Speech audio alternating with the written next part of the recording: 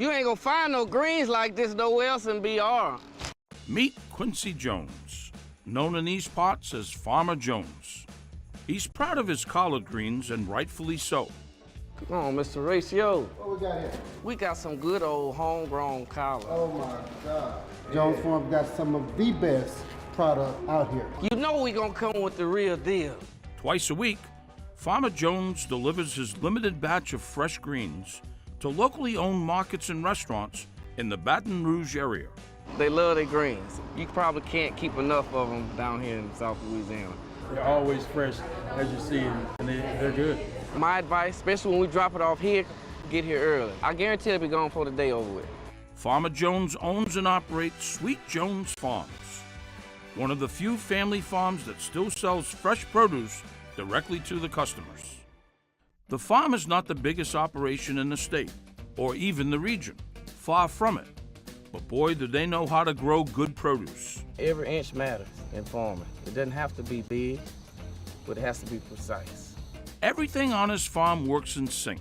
I had my corn on those rows because, you know, the sun sets west, and it was shading my herbs in the evening. It's a whole ecosystem that comes together to provide the best environment for growing. It's a method amongst madness. Even the goats do their part, clearing the land of unwanted weeds. They good, they keep the shrubs down. I like them because they funny. You know, you can't eat the hay and the damn feed. Farmer Jones might make it look easy now, but he didn't always know what he was doing. I did not come from a line of family farmers. I'm a first-generation farmer. Kind of as I started finding myself, I always wanted to do something that meant something. After a bit of soul-searching, it dawned on him that farming is a job that there will always be a need for, in more ways than one. If we're talking about money, I know somebody needs to eat. If we're talking about something more important than money, I know it's a need for good food. Real farmers, especially when you're seeing the health risk that comes with buying certain things that's on an average ship 800 miles away from a grocery store. So that's when I said, okay, that's a good purpose-driven like farming.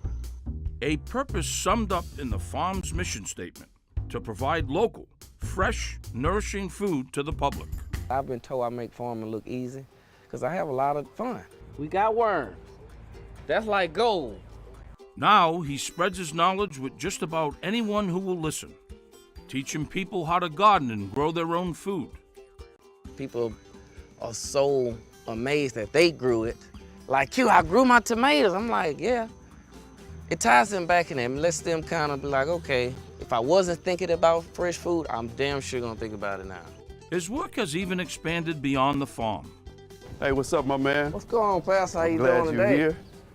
Thank you so much for making sure that this project happens, not just for our church, but for our community. We really appreciate you. I appreciate you.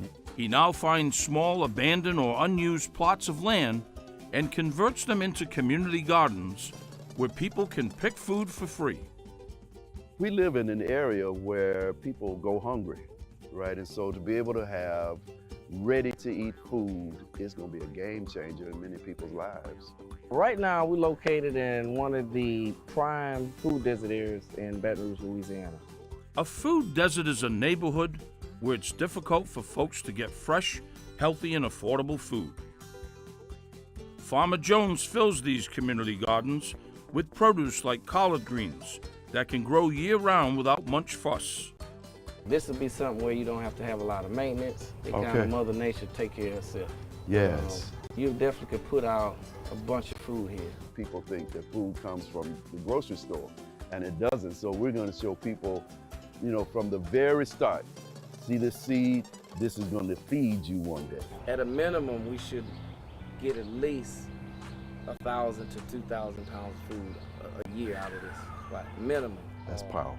Very minimum. We want the people who live here in this so-called food desert to be able to experience healthy food rather than going to buy junk. You know? Yeah, that's going to touch a lot of people. Yes, it is. I take this very serious that somebody takes my food and feed themselves to live. That's the power of growing greens to me.